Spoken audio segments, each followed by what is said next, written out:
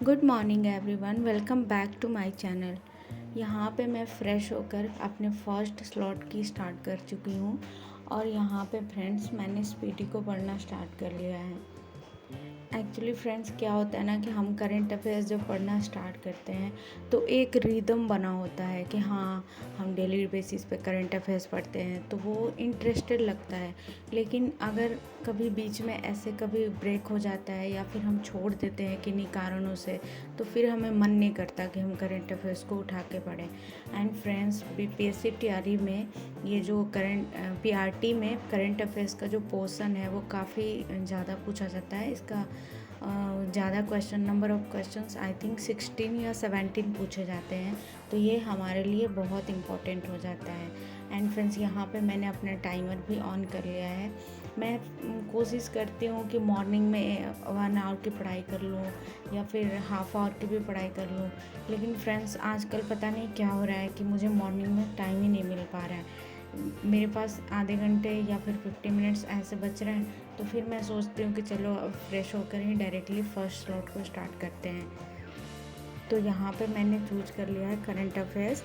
And friends, मैंने आपको बताया था कि मेरी स्पीडी लगभग क्या कंप्लीट हो गई है मेरी speedy.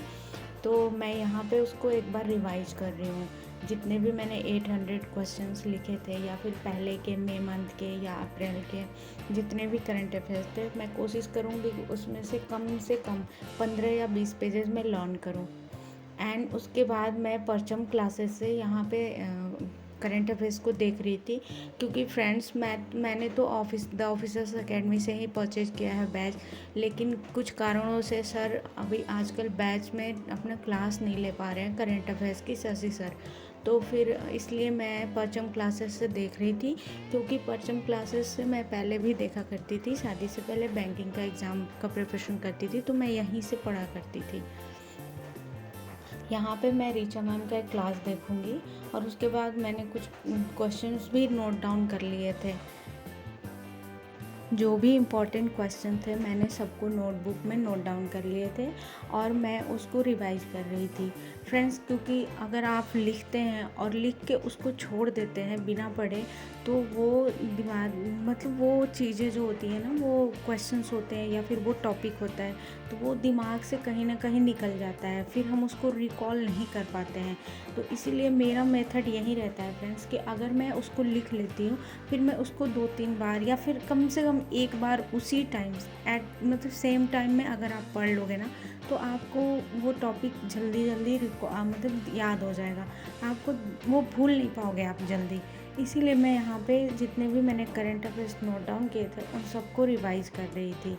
And current affairs revise करने के बाद फ्रेंड्स, मैं अपना टाइमर ऑफ कर लूँगी, क्योंकि मैं काफ़ी लॉन्ग टाइम से यहाँ पे बैठी थी।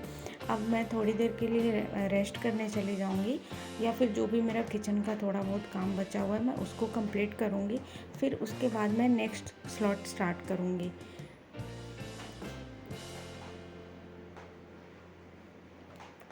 एंड यहाँ पे फ्रेंड्स, मैं अपनी डॉटर को टीच कर रही थी, उसको 1 लिखना सिखा रही थी। वैसे तो फ्रेंड्स उसको आती हैं, मोस्टली चीज़ें उसको आती है, बट वही होता है ना कि बच्चों के साथ आपको बैठना होता है।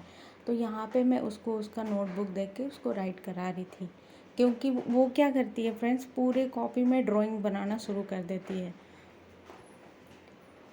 थोड़ी देर रेस्ट करने के बाद और अपना काम ख़त्म करने के बाद मैं यहाँ पे आ गई हूँ, सेकंड स्लॉट स्टार्ट कर ली हूँ और यहाँ पे मैं अपना टाइमर ऑन कर लूँगी। एंड फ्रेंड्स, सेकंड स्लॉट में मैंने ये सोचा है कि मैं सबसे पहले मॉक दूँगी, क्योंकि नाइट में मैंने आपको कल ही बताया था कि नाइट में क्या हो रहा है ना कि मेरे से वो कंप्लीट नहीं हो पा रहा है। तो इसलिए मैं हमारे लिए मॉक बहुत ज़्यादा इम्पोर्टेंट है इस टाइम में। तो मैंने सोचा पहले चलो मॉक ही दे लेते हैं। और यहाँ पे मैंने आज मेरा 3rd मॉक है और देखती हूँ कि मैं कितना इसमें गेन करती हूँ मार्क्स। वैसे तो फ्रेंड्स, अगर आप मतलब अगर आपका 80% या 70% भी पोर्शन सिलेबस मतलब कंप्लीट है आपका, तो आपका मोस्टली क्वेश्चंस इसमें से बन जाएंगे।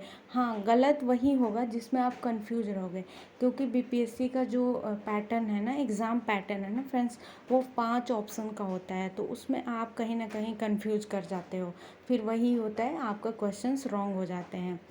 तो यही चीज़ है कि हम इसमें क्या है, मार्क्स को कैसे गिन सकते हैं। मुझे ऐसा लगता है कि अगर आप मॉक दोगे, नंबर ऑफ़ अटैम्प्ट अगर आपके ज़्यादा होंगे, अगर ज़्यादा से ज़्यादा क्वेश्चन सॉल्व करोगे तो आपकी प्रॉब्लम ईजिली सॉल्व हो जाएगी और आपके मार्क्स भी गेन होने लगेंगे। यहाँ पे फ्रेंड्स मैं अपना क्वेश्चंस काउंट कर रही थी कि मेरे कितने करेक्ट हुए, कितने रॉन्ग हुए। एंड यहाँ पे मैं आपको बता दूँ फ्रेंड्स, यहाँ पे आज मेरे कल के अकॉर्डिंग कम मार्क्स हैं। आज मेरे 72 मार्क्स हैं, जबकि लास्ट जो टेस्ट दिया था उसमें 76 मार्क्स थे। तो यहाँ पे मैं थोड़ा सा मतलब अपसेट भी हो रही थी, बट कोई नहीं, अभी हमारे पास प्रॉपर टाइम है, हम अच्छे से प्रिपरेशन करेंगे और मार्क्स को गेन करेंगे। और फ्रेंड्स मुझे ऐसा लगता है कि रिवीजन ही ऐसा मेथड है जो आपको मतलब जितने भी आप टेस्ट दोगे, मॉक दोगे, उसको बार बार मल्टीपल टाइम रिवाइज करोगे ना, तभी आपकी ये चीज़ें क्लियर हो जाएंगी। एंड यहाँ पे फ्रेंड्स मैंने 6 घंटे की पढ़ाई पूरी कर ली है। Please like and subscribe my channel.